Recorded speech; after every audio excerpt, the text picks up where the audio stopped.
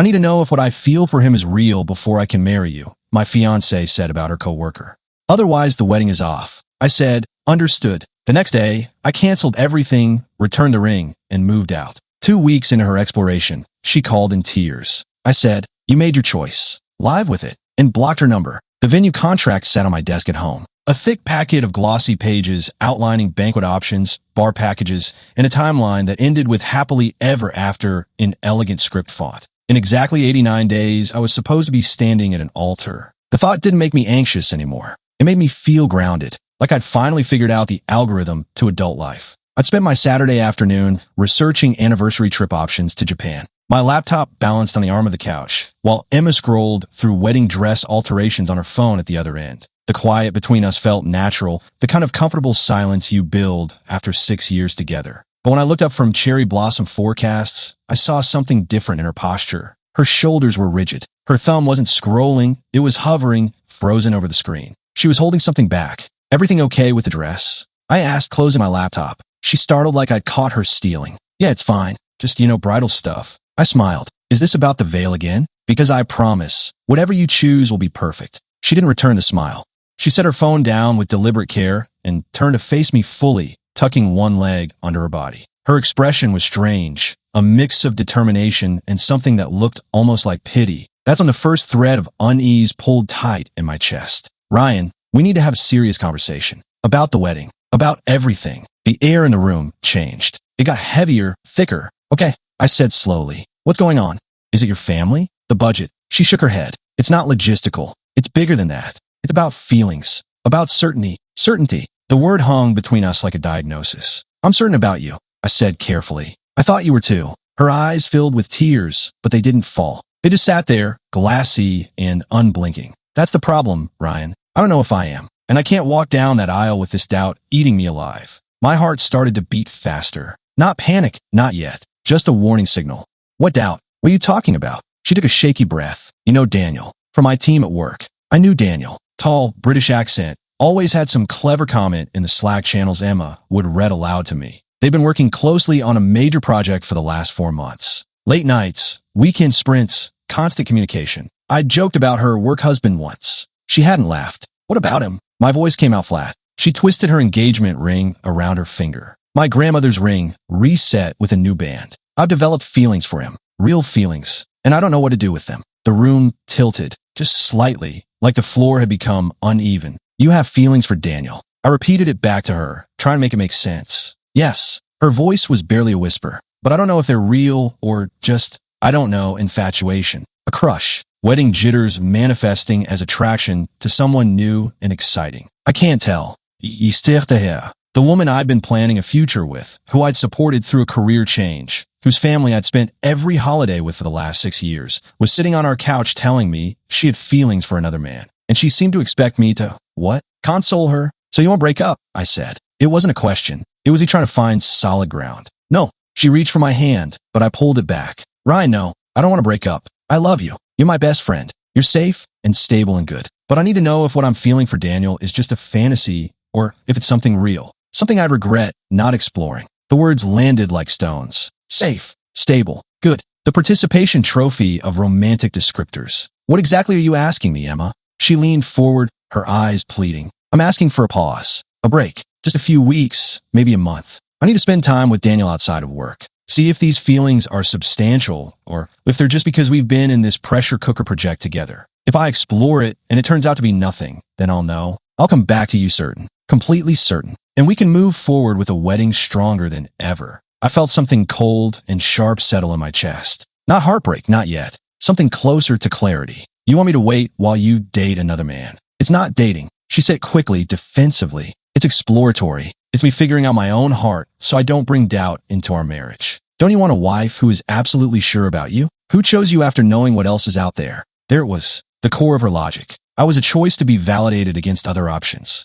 A product on a shelf she needed to comparison shop before committing to purchase. And if you decide Daniel is what you want? I asked. My voice was still calm, disturbingly calm. She bit her lip. Then I guess that's my answer. But Ryan, I don't think that's what will happen. I think I'll realize what we have is real and what I feel for him is just a mirage. But I can't marry you with this question hanging over me. It wouldn't be fair to either of us. I looked at her for a long moment. Really looked at her. The woman I'd planned to spend my life with, who I'd prioritized, who I'd rearranged my own career plans for when she wanted to switch industries, was asking me to sit on a bench like a backup player while she test drove my replacement. And she genuinely seemed to believe this was a reasonable, even mature request, that she was being brave and honest. Let me make sure I understand, I said. Each word came out measured, controlled. You want me, your fiancé, to put my life and my dignity on hold while you pursue a romantic relationship with your coworker to determine if my value as a partner exceeds his. And if your field research determines I'm the better option, you will return and will proceed with the wedding. Is that accurate? Her face flushed. You're twisting it. You're making it sound calculated and cold. Then correct me, I said. Tell me what I'm misunderstanding. She straightened her spine, defiance creeping into her expression. I'm saying I need emotional clarity before I make a lifelong commitment. And I'm being honest with you instead of just wondering forever or worse, cheating. How noble, I said quietly. She flinched. I need this, Ryan. Otherwise, I can't go through with the wedding. I can't commit to you while feeling this way. So I guess what I'm saying is, if you can't give me this space, if you can't support me working through this, then the wedding is off. There it was. The ultimatum, dressed up in therapy speak and self-awareness. Agree to be her safety net or lose her. The choice she thought she was giving me wasn't a choice at all. It was a test of how much disrespect I'd tolerate, how low I'd let my worth be appraised. I stood up. Okay, I said, just that one word. Her whole body relaxed. Relief washed over her face. The tears that had been threatening finally spilled over, but they were happy tears now. Grateful tears. Thank you, she breathed. Ryan, thank you for understanding. This is going to make us so much stronger. I promise. I just need a few weeks to— I'm going to sleep in the guest room, I interrupted. We'll talk more tomorrow. I walked down the hall, closed the door behind me, and sat on the edge of the bed in the dark. My okay hadn't been agreement. It had been acknowledgement. Acknowledgement that the woman I loved was gone, replaced by someone I didn't recognize. Someone who thought love was a competition. That commitment was conditional on market research. In the silence of that guest room, I made my decision. There would be no conversation tomorrow. There would be no negotiation, no waiting, no pause button. There would only be a clean, total, permanent severance. Not out of anger, not out of revenge, but out of a sudden, crystalline understanding of my own worth. I didn't sleep that night. I lay on top of the guest bed, fully clothed, staring at the ceiling, watching the shadows shift as cars passed outside. My mind was clear, eerily clear. There was no confusion, no second-guessing, no voice telling me to fight for the relationship. There was only a checklist forming, item by item, of everything I needed to do. At 6:47 a.m., I got up. I showered, dressed in jeans and a plain black t-shirt, clothes for work, for moving, for doing. I packed a duffel bag with a week's worth of essentials. Clothes I'd bought myself, documents from the filing cabinet, my laptop, my passport, my grandfather's watch. I left behind everything she'd given me. The cashmere scarf from our first anniversary. The signed first edition of my favorite book she'd hunted down for my birthday. The framed photo from our trip to Vermont. I didn't want souvenirs from a relationship that had just revealed itself to be a lie. At exactly 8 a.m., when the venue's main office opened, I made my first call. Good morning, this is Ryan Castellano. I have a wedding booked for June 7th. I need to cancel immediately. The coordinator, Monica, who had been so excited during our tastings, made a soft, sad sound. Oh no, I'm so sorry. Is there anything we can do? Would you like to postpone instead? No, full cancellation. Personal emergency. I understand we'll lose the deposit. Please send me written confirmation of the cancellation by end of business today. Of course. I'm so sorry for whatever you're going through.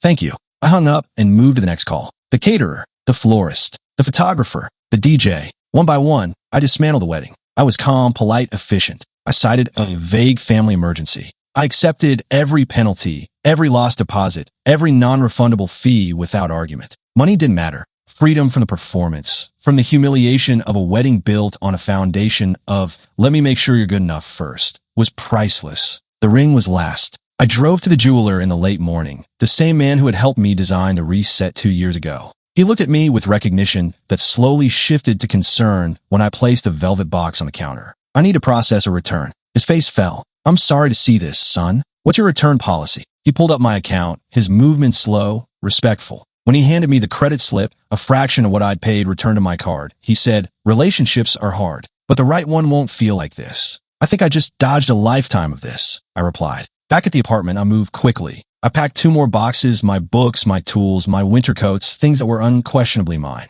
I left behind anything that was a gift from her or that we'd chosen together. The kitchen knives we'd registered for. The throw pillows she'd insisted on. The abstract painting we bought on a trip to Portland. I wanted nothing that would require a memory. As I loaded the last box into my car, Emma's voice called out from the doorway. Ryan, what are you doing? She was standing there in her pajamas, hair messy, eyes confused. She must have finally woken up, realized I wasn't in the guest room, and come looking. I closed the trunk. I'm moving out. Her face went white. What? No, Ryan, we're going to talk. You said. I said okay. I interrupted, and I meant it. You want to know if Daniel is what you really want. You should have that freedom, fully. Not while living with me. Not while wearing my grandmother's ring. Not while calling yourself my fiancé. So I'm removing those obstacles. I walked past her into the apartment one last time. I took my grandmother's ring from the dresser where she'd left it the night before, probably taken off in some symbolic gesture of her exploration. I pocketed it. I left my key on the kitchen counter, right next to the venue contract. She followed me, her voice rising.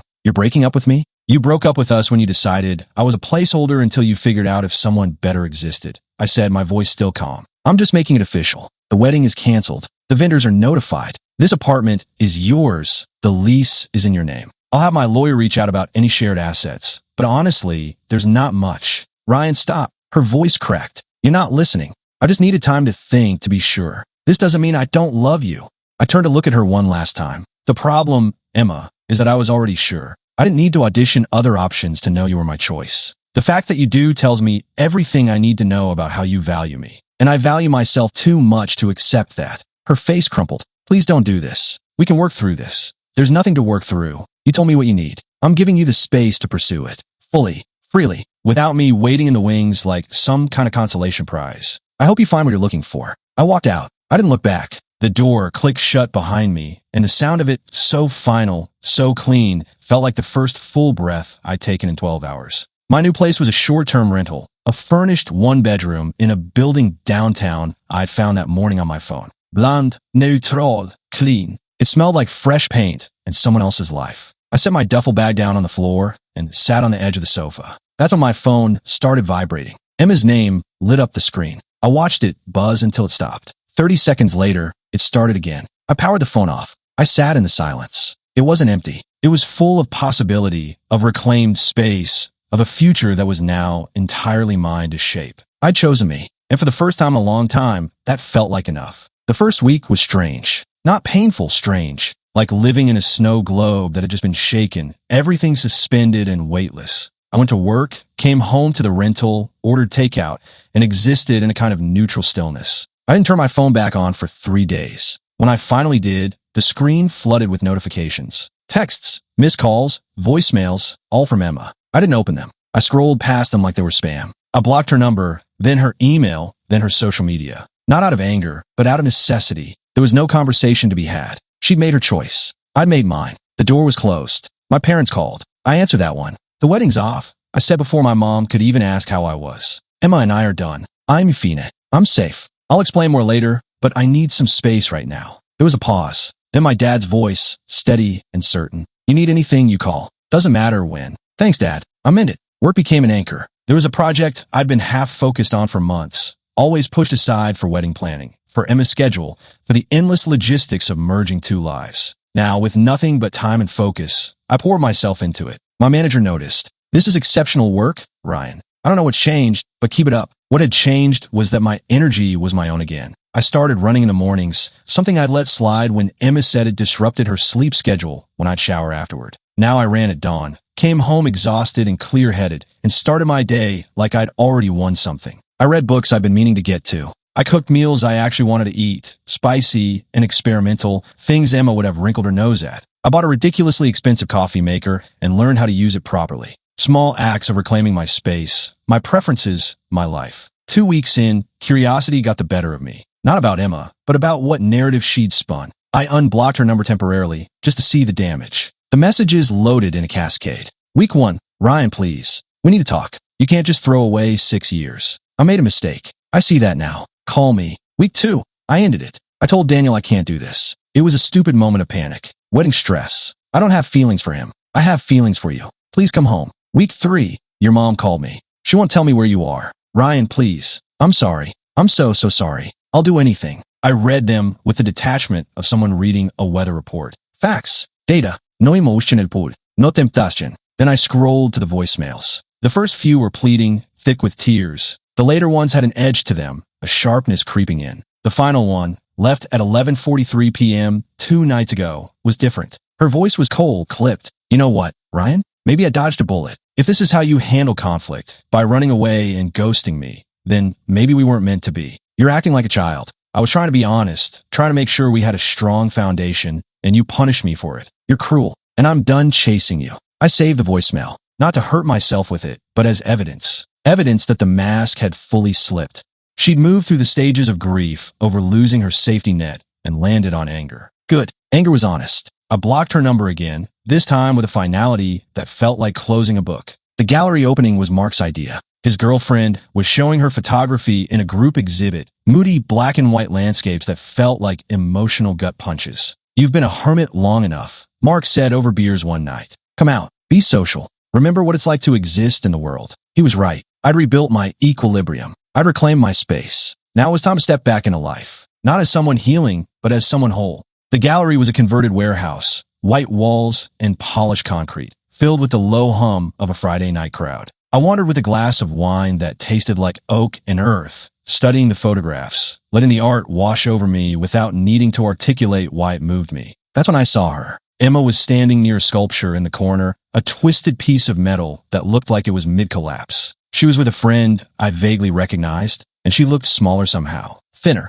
Her hair was different, shorter, and the energy she usually carried, that bright, demanding presence, was muted. She looked tired. Our eyes met across the room. Her face went through a series of expressions in rapid succession. Shock, hope, fear, longing. She said something to her friend, who glanced at me with poorly disguised judgment, and then Emma started walking toward me. There was no escape without making a scene, and I had no desire to run. I was rooted, calm, and curious. She stopped a few feet away, like there was an invisible barrier she wasn't sure she could cross. Hi, she said. Her voice was soft, tentative. I kept my tone neutral, polite, the tone you'd use with a former coworker you hadn't seen in years. She flinched at the distance in it. You look really good. She said it like an accusation and a compliment at once. Thanks. Can we talk? Just for a minute. I glanced at my watch, a deliberate gesture. Sure. She took a breath, steadying herself. I've been seeing a therapist, working through a lot of things. I know what I did was wrong. I know I hurt you.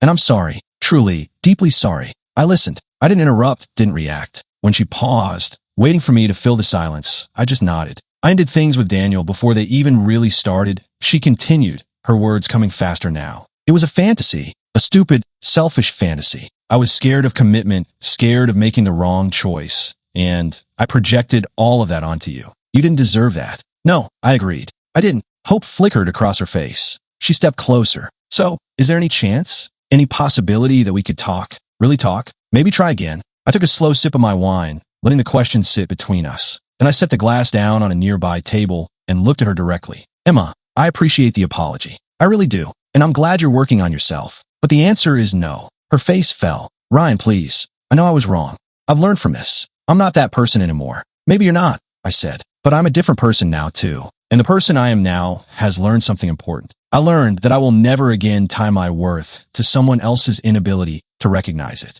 You asked me to wait on the sidelines while you figured out if I was good enough. And in doing that, you showed me exactly what our marriage would have been. A constant audition. Me endlessly proving my value while you kept one foot out the door just in case. Her eyes filled with tears. That's not fair. I was confused. I was scared. And that's valid, I said, my voice even. But your confusion required my humiliation. And I'm not interested in that trait anymore. I've spent the last 2 months building a life where I don't have to justify my worth to anyone, where I'm not a contingency plan or a safe option. And that life is better than anything we had. But I love you, she said, her voice breaking. I know that now. I'm certain. I believe you, I said. And I did. I could see it in her face, the regret, the certainty she'd claimed to need. But it doesn't matter anymore. Certainty that arrives after the house is already burned down isn't certainty. It's just regret with better marketing. She stared at me, the full weight of it settling over her. She got what she asked for, the freedom to explore, the space to be sure, and in getting it, she'd lost everything. The certainty she now held was worthless because the door she wanted to walk back through no longer existed. I made a mistake, she whispered. A huge mistake. You did, I agreed, and I hope you learn from it. I hope your next relationship benefits from the work you're doing. But that relationship won't be with me. Her friend appeared at her side, a protective hand on Emma's shoulder, shooting me a look that said I was the villain in this story. That was fine. I didn't need to be understood by people who only heard one side. Take care of yourself, Emma, I said. It wasn't sarcastic. It wasn't cruel. It was just a statement. I turned and walked back toward Mark, who was standing by his girlfriend's photo series, pretending he hadn't been watching the entire interaction. You good? He asked quietly. Yeah, I said, and I meant it. My heartbeat was steady. My hands weren't shaking. I felt nothing but a quiet, solid peace. Behind me, I knew Emma was still standing there, watching me walk away. But I didn't look back. There was nothing behind me anymore. Only forward. Only the life I'd chosen for myself. The life where I was enough, exactly as I was, without needing anyone else's permission to believe it.